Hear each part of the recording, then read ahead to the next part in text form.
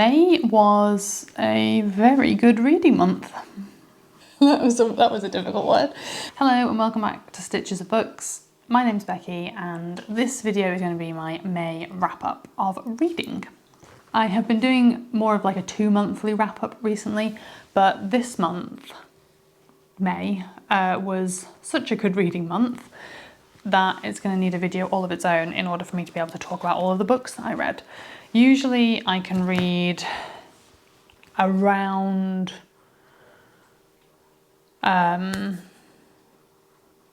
6 books a month. I think that's about right. 6 feels like, yeah, 6 or 7 books a month. And last month I finished 11.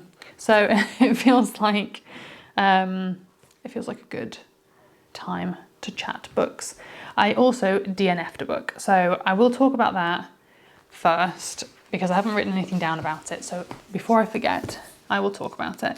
And it's one that I am sad that I have DNF'd because I really wanted to read it and I really wanted to like it, and I think that I could like it, maybe just in a different time. And that is Oxblood by Tom Benn. This is the second time I've tried to read it, and when I came back to it this second time, I could remember everything that happened. I hadn't got very far through, but I could remember everything. As I was skimming over the pages, I was like, okay, I know what's happening. I don't need to reread all the words because I know what it is. And I found the point that I was at, that I'd finished, and I carried on from there, and I was like, yeah, this is good.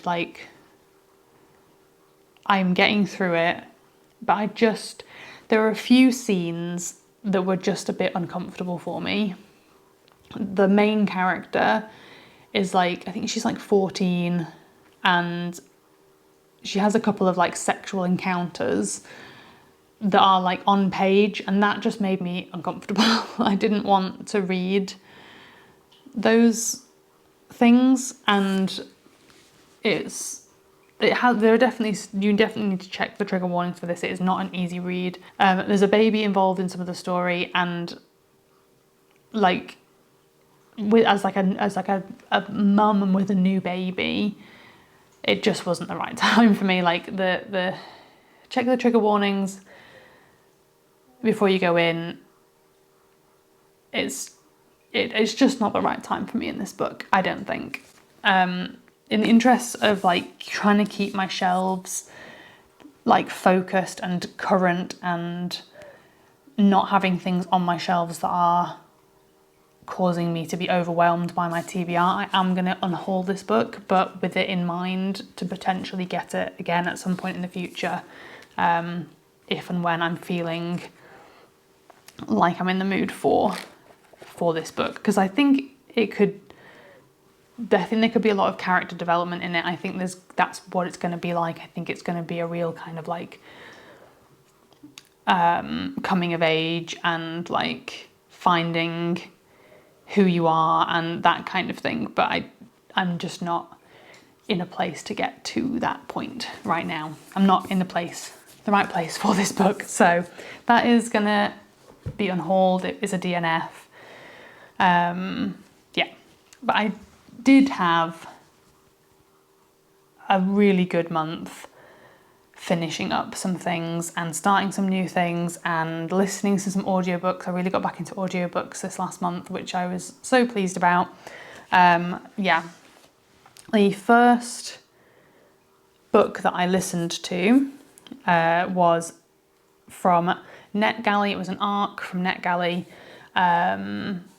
If you don't know what NetGalley is, you can go on there, you can make a profile, and then you can request books either that are newly published or that are self-published or that are not yet published, and publishers and authors will go through and send a select number of people books. So it's not a definite that you'll get something, and the more books that you read and the more reviews that you leave, the more likely you are to get books. My review rating is not great on Goodreads, on NetGalley, because I tend to start books and then not finish them on there, and then I don't leave a review. So I'm sort of building that back up, and the audiobooks seem to be quite a good way to get books at the moment. So I don't think I've had a single audiobook that I've requested be denied, whereas some digital copies like Kindle books or ebooks is the word I'm looking for. Ebooks I am not so lucky with at the moment. But this book is from NetGalley, and it was called The Book Club Murders. I haven't written down any authors, which is really... Maggie Allswell, and I really enjoyed it. It was not what I thought it was going to be. It started off and it felt quite like the Thursday Murder Club books. I haven't actually finished any of those books, but it had that kind of vibe. But I really, really liked it. I gave it 4 stars. I liked the sort of angle that the author went with for it. It was really entertaining. It's amusing, it's emotional at times, and it was just so much fun to listen to. I think maybe the thing that stopped it from being 5-star for me was that I felt that there was room for the conclusions that they drew to be wrong. I don't want to spoil anything, but they went down a certain train of thought, and they didn't it wasn't like a solid argument. It felt like there was room for them to be wrong in what they thought, and as such, I felt like some of the snooping that they were doing, I found that really uncomfortable, because it was like a real invasion of privacy for some characters, and yeah, that just made me feel a bit uncomfortable. But it was very entertaining, all in all. I was satisfied by the ending, so that was a really good one. Really nice start to the month, and yeah, nice to get an advanced copy of that one. I then read the 2nd and 3rd volume of the Light Fall graphic novel series by Tim Probert, and I gave these ones 4 stars. The first one was 4 stars. It's really cute, it's really fun. I like how the characters are developing. Beautiful artwork. Yeah, I'm really enjoying that. I don't have a lot to say about it. I am enjoying it. There's a 4th one out. I don't know if it's the last one, but I will read it if I can get it. I've been getting them out of the library, and my library doesn't have the 4th one yet because it's too new, I think. So I'll find it somewhere and get a copy, because I am enjoying that. The next book was one that I'd started a couple of months ago and stalled on, and that is Heskett by Sarah Bayett, A Norfolk Haunting. I saw this one on Instagram. I think the author did a Q&A or something, like a launch night or something like that at the Book Hive, which is a local independent bookshop, and that popped up in my feed, is the word. And I thought it looked really interesting. I love folklore, and thought this was going to be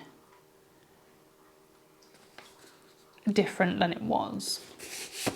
I thought this was going to be one person's story with maybe other characters coming in to sort of put their perspective in on it as well. But I thought it was going to be one story from one narrator, one voice, and with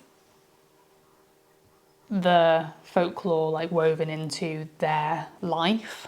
But it's every chapter is a different narrator, and while it does have a story that flows through the book. There were some chapters I liked less, and some chapters I liked more, and the ones I liked, like some of the folklore links were a bit tenuous and I just didn't love it. Like the chapters that I didn't love just didn't make me want to read the next chapter. There were a couple of chapters that I really enjoyed. The first chapter I really enjoyed. One of the later chapters I really enjoyed because that one was like a lot more folklore in it. But yeah, a couple of the other ones I was just like, oh, I don't really know. It was a shame. I wanted it to be something different, and it didn't. Nothing says this is multiple people's, that you're going to get different people on different chapters. So maybe if I'd opened it and seen the list of names in the contents, but I don't know that would necessarily have made me think that it was different people's stories. I don't know. I was a bit disappointed. It was a bit of a shame, but I finished it. I'm going to be unhauling it. I gave it 3.5 stars. Yeah. The next book, I read quite a few novellas this month, which was quite fun, hence why my number's so big. My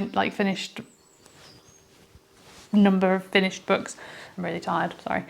Hence why the number of books I finished is 11 and not 6, because some of them are quite short. The next book that I read was The Vegetarian by Han Kang, and I think this was on the Guardian top 100 books of all time or something, and I was going to read it anyway. It was on my TBR pile. I picked this up because I saw it on a list of recommended books that are like botanical horrors, and I didn't get botanical horror from this. There's a short story at the end which is a bit more botanical horror-ish, I guess, but I didn't get like this is supposed to be horror. I got more like this is supposed to be metaphorical. So I don't know. The main story, on the back as well, it says, a darkly beautiful modern classic about rebellion, eroticism, and the female body. One of the most extraordinary books you'll ever read. I didn't get eroticism from it. On the front as well, a novel of sexuality and madness that deserves its great success. I didn't get sexuality from it either. Check the trigger warnings in this. I didn't get any kind of like sexuality theme in it. That like the second chapter, it's 3 chapters. It is 3 chapters, and each chapter is written from a point of view of somebody who is affected by the main character's life. So the first chapter is about her husband. The second chapter is about her brother-in-law, and the third chapter is about her sister. And it's all about how they interact with her and what happens to her, how they're affected by it. And the second chapter does have sexual content, but it's not, for me, it wasn't about sex. It was about like being a woman and what being a woman means in a certain culture and at a certain time, and it was about like power and the whole book was more to me about mental health and about being a woman and what that means. It's a Korean book, so I did have to remind myself that it's written by a Korean author who has lived in a different culture, and so it's definitely worth bearing in mind that the expectations of women in Korea may well be very different to expectations of women in the Western world, and so that was something to bear in mind as well. And like the way that men treat women and the expectations of women and family is very different, and so that it was a really interesting book from that point of view. I thought it was brilliant. What did I give it? I gave it 5 stars. I thought it was brilliant, but I didn't get, to me it was not about sexuality. It was not in any way about that. When I'd read that, I was like, oh, okay, it's going to be some sort of like sexual awakening kind of thing. Nope. Like, it wasn't erotic or anything for me personally. That's not what I got out of this. It was about not being understood and being gaslit and being a woman. And I thought it was brilliant for all of those things. But I would really love to hear, if you have read it, what did you get out of this? Because this is one of those books that I think that so many different people could read it and get different things out of it. And I want to talk to someone about this book. So if you've read it, I want to hear what you thought of it, because I really enjoyed it. My mum's going to read it and I would like to see what she thinks of it.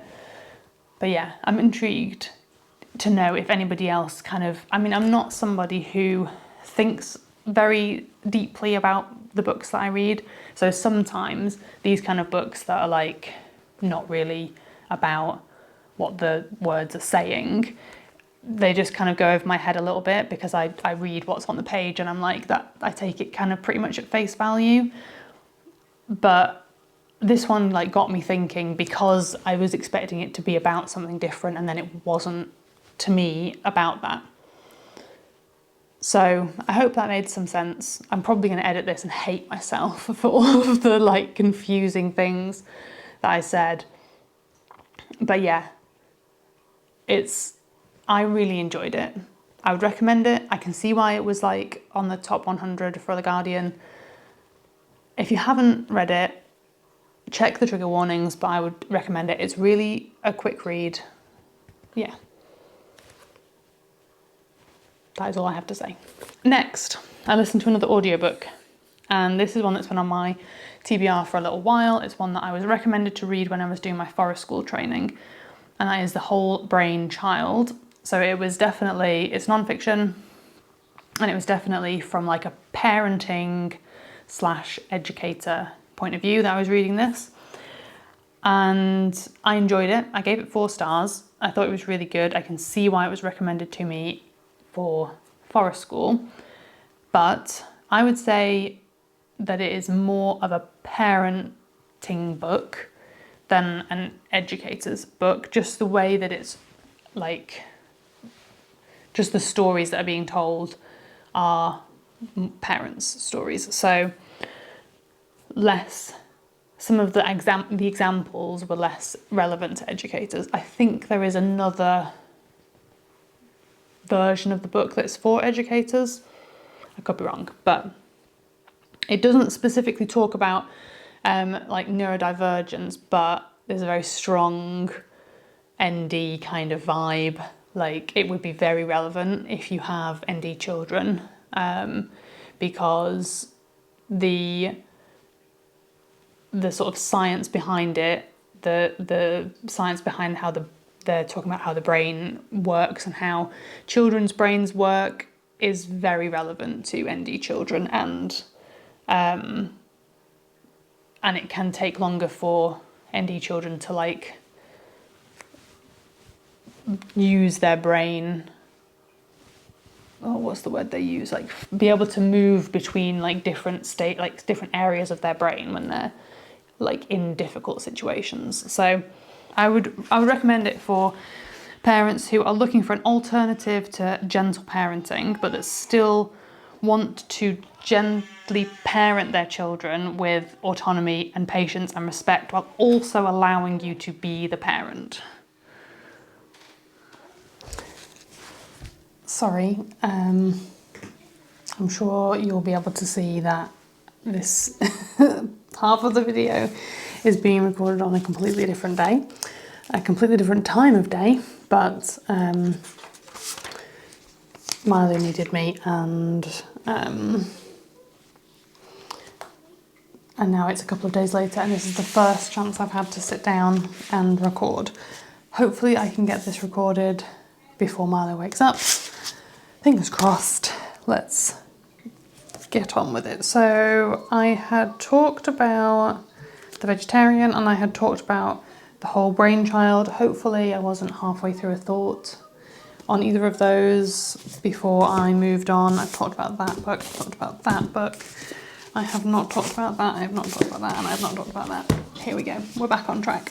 So the next book that I read was probably my favourite book of the month. It's tied, so I've got a couple of books that were 5-star reads, but this one was probably my favourite of my 5-star reads, and that is Survival Show by Juno Dawson. Andrew's just very guiltily walked in because he's about to come in and disturb my recording, and he's probably going to wake Milo up as well.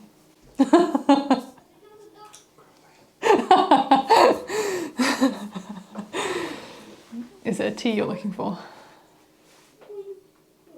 When I've done, I'll make you a tea.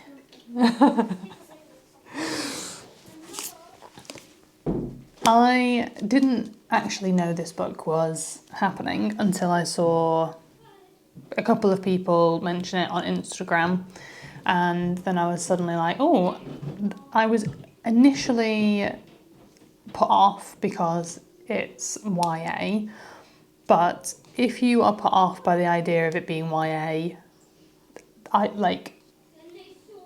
read this and absolutely loved it. I'm over YA now.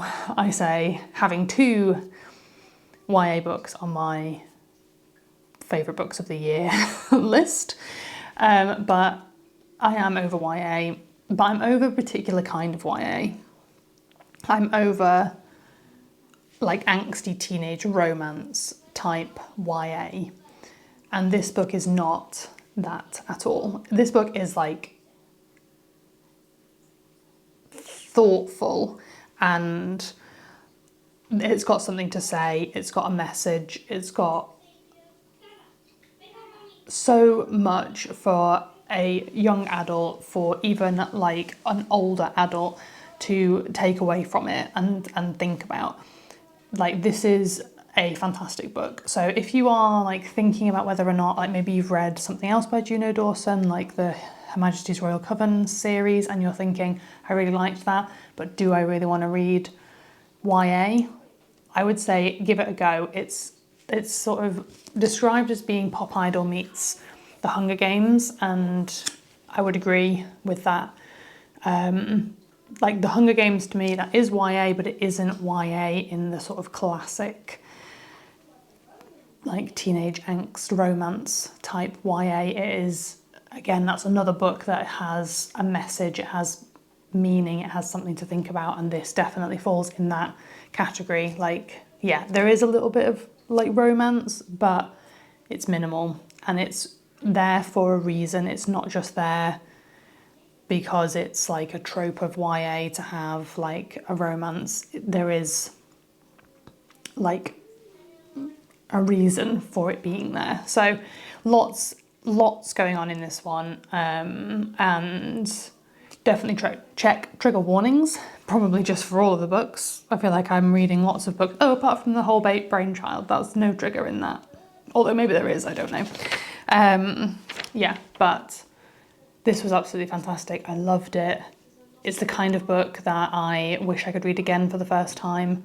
I wish that I could read it again and be able to sit down and read it in a session, because it was just so good, and it took me so long to get through it because I just didn't have the time to sit down and read it in good long chunks. Like, this was like a cursed book for me. I was reading it in like 1 or 2 page chunks, and so I thought I wasn't going to enjoy it because I was just getting these little tiny snippets of time. But then as soon as I found the time to sit down with it, I just couldn't put it down, and I was like getting a bit cross every time I had to stop reading it because I just wanted to know what happened next. It was just so good, and it has just solidified for me that Juno Dawson is, I just want to read everything she has to write because she's got so much to say and I want to hear everything that she has to say. So that was my favourite book of the month. Definitely check it out. I got the signed edition, and it's got like the fancy cover. It's got this beautiful sort of poster inside the dust jacket, and I got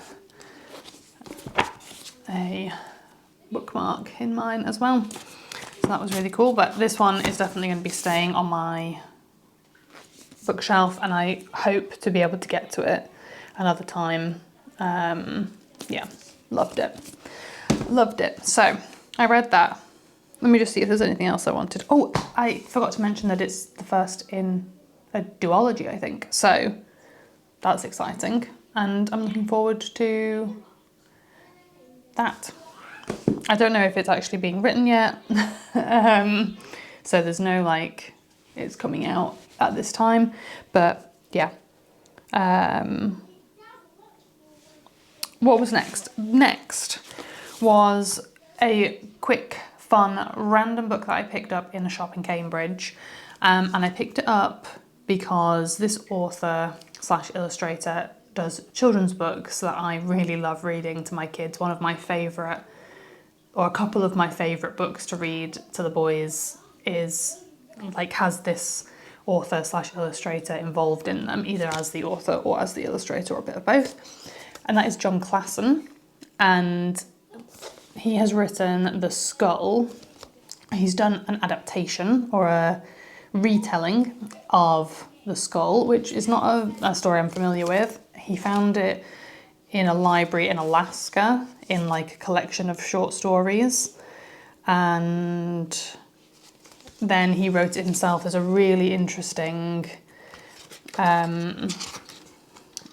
bit in the back, an author's note in the back about how he came across the story and how over 12 months the story kind of changed in his mind. And then when he read the story again, he realised that his version of the story was different to the original version. And I just found that really interesting, how this story had sort of developed over the course of a year in his brain, and he just couldn't stop thinking about this story, even though it was something he'd just read randomly while he was waiting for something else. I really enjoyed this. I picked it up thinking it would be good for the boys, and then it wasn't until I sort of was just perusing it a bit later that I thought, is this actually a children's story? I'm not sure if it is one for the boys. I read it. I think that would be fine. It would be definitely the kind of book you would need to judge your child, because it's very dark, as are a lot of John Classon's books, very dark. But John Classon, I feel, has a real skill with pace and timing. And this is like not something that I'd ever thought about in children's books before, like picture books, is that like a full stop or just a single word instead of a whole sentence can say so much. I feel like my children's sense of humour has developed a lot through reading John Classon's books. Their timing, the dark humour that they have. I have very dark, very dry humour, but I think probably reading these kind of books has helped them with that kind of humour.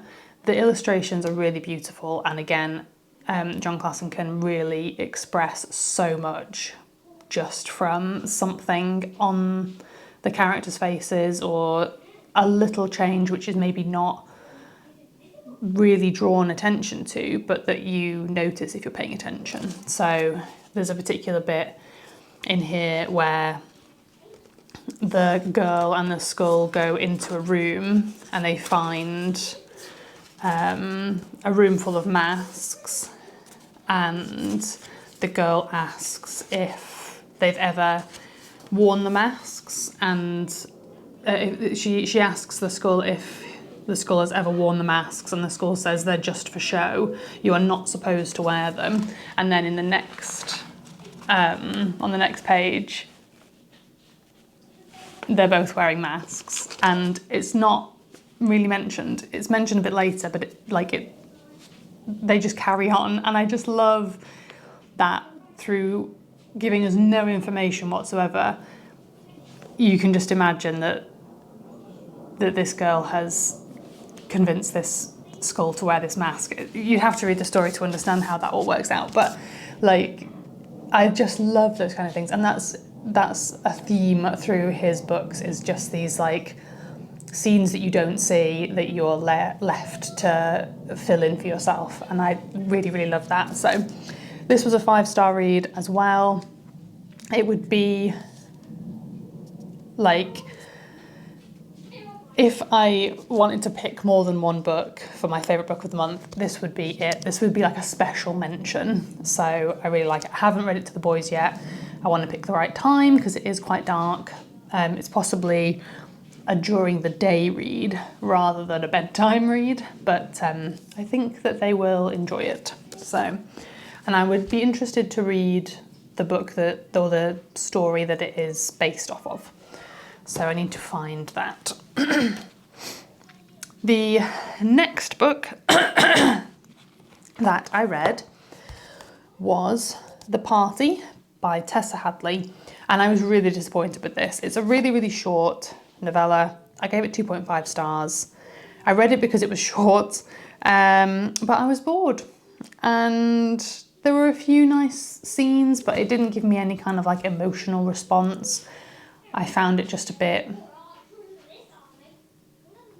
not very exciting. I saw somebody on Storygraph say that they wish they had just read a Claire Keegan book instead of reading this one, and I agree. I've read a couple of Claire Keegan's books, and she's written some really excellent novellas that are this kind of length and that give me so much, and then this one just didn't. So disappointed in that, but I read it and now it is done.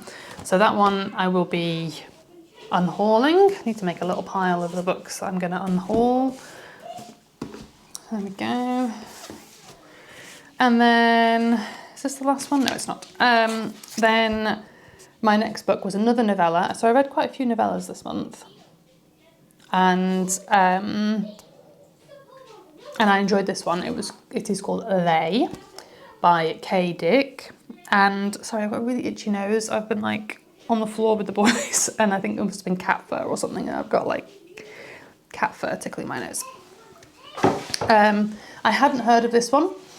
I was in Waterstones in Cambridge and I saw this and I picked it up and I thought, this sounds interesting. I will check it out. I hope you can't hear my children. They're playing Lego in the other room. So sorry if they're being noisy. Hopefully the microphone is cutting out a lot of the background noise.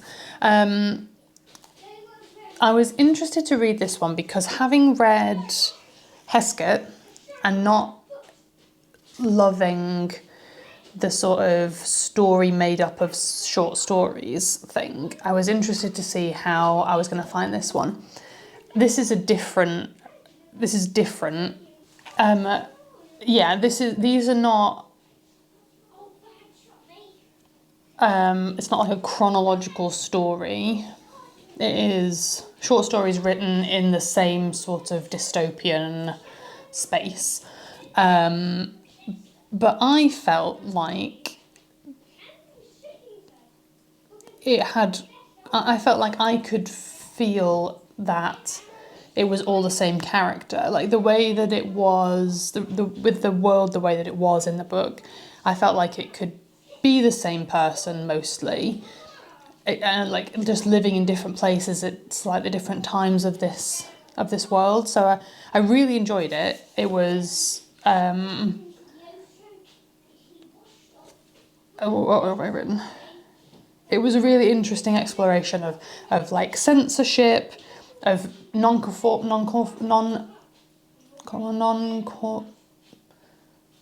conformity. that was a difficult word. Why can I not say this word? Non-conformity. I've said it now. You don't need me to. I don't need to say it again. But that word, is it written down and I can just read it instead of having to remember it? Non-conform.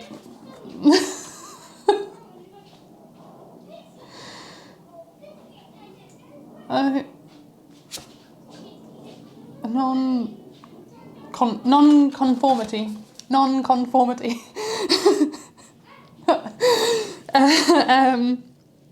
And being other.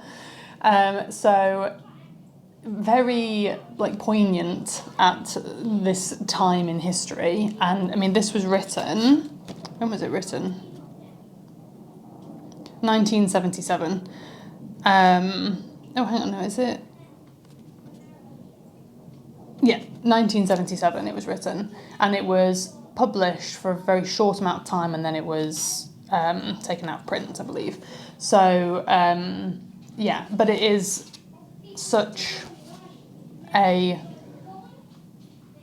book for now in a lot of ways. It is, I'm really not good at sort of summarising a book very, very into some like a very brief kind of nugget of what the book is about, but it is about people who are, it's like creatives, writers, painters, musicians, people who are a threat to, or seen as a threat to the normal, and how they are being censored and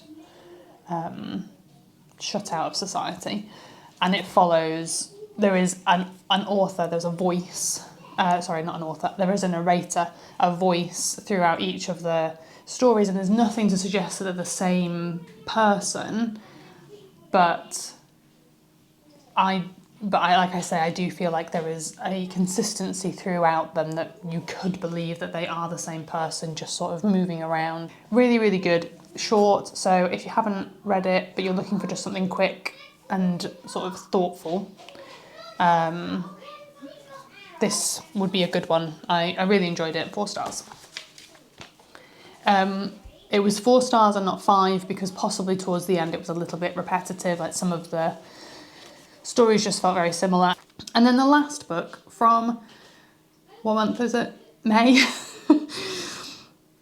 was an arc that I got from NetGalley called Strange Familiars. And I haven't written down who it's by, so let me check. Kesha Chow. And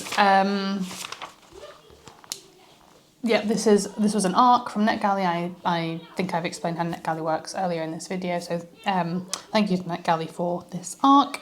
I thought this was really good fun. It's a slow burn, enemies to lovers, just a little bit of forced proximity type, magical realism-ish book. And I loved it. I liked the magical system. I liked the characters. It was exciting. I definitely got up to a point fairly early on where I was like, I just want to know what happens next. I loved the magical creatures that were in there. The cat reminded me very much of Salem from Sabrina the Teenage Witch, and I loved him. So I was happy about that. So yeah, really enjoyed it, and it's a duology. It's the first in a duology, so I'm really excited to hopefully have that on my radar and listen to that as well. The narrators were really good. I sometimes find that when you have two narrators, the problem I have is that on the chapters when it's one character's point of view and they have given a voice, that narrator has given a voice to a character, that when you are then in that character's point of view and you have a different narrator because they are mostly talking, I find that really confusing because the voices are obviously subtly different or sometimes wildly different. This was okay in this one, I think, because of I feel like in the male POV, I can't remember what the characters are called because I'm terrible with character names, but in the male POV, there wasn't an awful lot of hearing the female voice. So it wasn't too confusing, and I liked both voices that the narrators gave to the male character, so that was fine. But really enjoyed that. That was a 4-star read, and I will definitely be checking out the second when that comes out. Didn't quite get through before Milo woke up. But that is it. That is my May wrap up. So how many books was it, did I say? I read, it was 11 books finished, 1 DNF. That felt like a really great month for me. I'm going to be unhauling 3 books,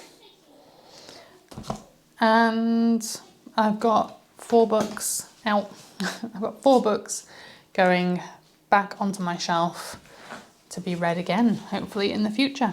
So thank you very much for watching. I have no idea how long this video is because this section of it is like almost half an hour, and I know that I recorded another long section. So hopefully it's not been too rambly, and hopefully there isn't like a really, really horrible cut somewhere in the middle. But thank you very much for watching, and I will see you in the next one. Bye!